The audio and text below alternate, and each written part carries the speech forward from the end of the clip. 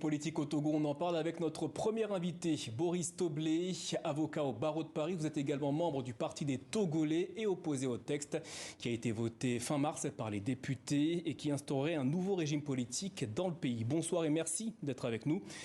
Vous avez signé un texte à la fin du mois de mars, paru sur le site La Tribune Afrique, dans lequel vous affirmez que si ce texte était promulgué, il s'agirait ni plus ni moins d'un coup d'État. Pour quelle raison dites-vous cela ? Effectivement, je vous remercie de m'avoir invité.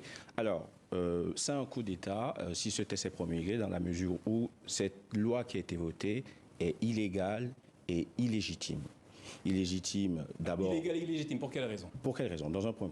Illégitime parce que les députés qui ont fait cette proposition de loi sont en fin de mandat. C'est-à-dire que le mandat des députés est expiré depuis le 31 mars. Depuis le 31 décembre 2023. Donc, du coup, ils ne sont plus en capacité de proposer. Ils sont en poste, justement, c'est ça le jeu. Mais je vais finir sur d'abord la légalité. Ensuite, sur la légalité. Pour ce qui est de la légalité, l'article 59 de la Constitution togolaise est clair.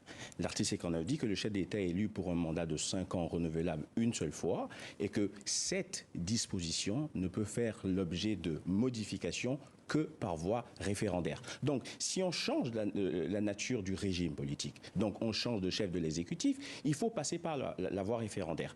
Et c'est ce que nous disons au Togo, que si on veut nous proposer un régime parlementaire, il faut passer par la voie référendaire. Le faire en connaissance de cause de l'interdiction spécifique liée à cela dans la Constitution, ce serait ni plus ni moins qu'un coup d'État. Alors, si elle est promulguée, la nouvelle loi constitutionnelle ferait basculer le Togo d'un régime présidentiel à un régime parlementaire. Ce changement de régime au Togo ne pourrait-il pas être bénéfique pour le pays ? Non.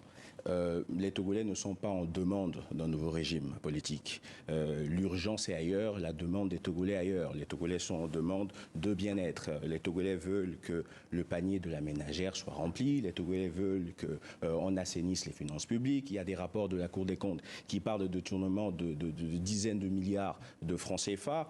Aucune procédure judiciaire n'est enclenchée dans ce sens. Les Togolais veulent aujourd'hui que leurs enfants puissent aller à l'école dans des bâtiments décents. Les Togolais veulent aujourd'hui... Si l'urgence est ailleurs. Le vote était inopportun. Le vote est inopportun et l'urgence des Togolais ailleurs. Vous savez, on peut passer toute la soirée, pour ne dire toute la journée, à parler de l'urgence des Togolais aujourd'hui et le changement d'une constitution, le changement de régime n'est pas l'urgence des Togolais. Alors, d'après certains opposants togolais, le vote du 25 mars dernier serait une manœuvre de la part du président Faure Gnassingbé pour se maintenir au pouvoir. Mais rien n'indique que l'actuel chef de l'État souhaiterait être un éventuel président du Conseil sans limitation de mandat.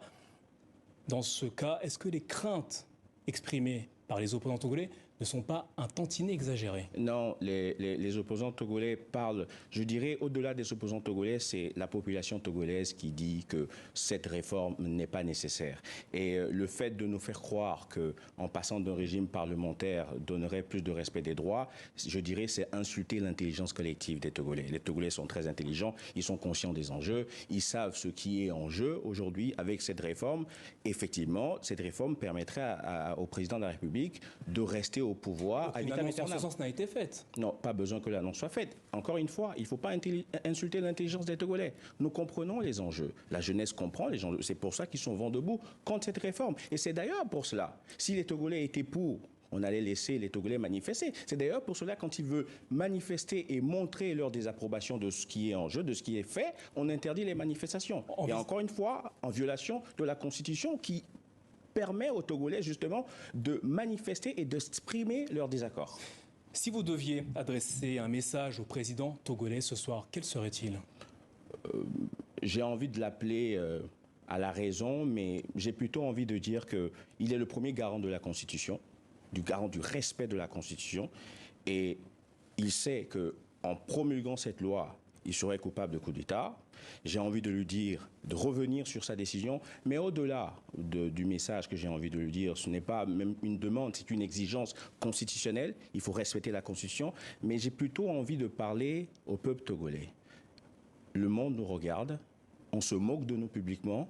Quelle sera notre réponse? Allons-nous laisser le régime du Togo se moquer de nous et ne rien faire? Quelle est la réponse qu'on donnera à ce qu'on est en train de nous faire?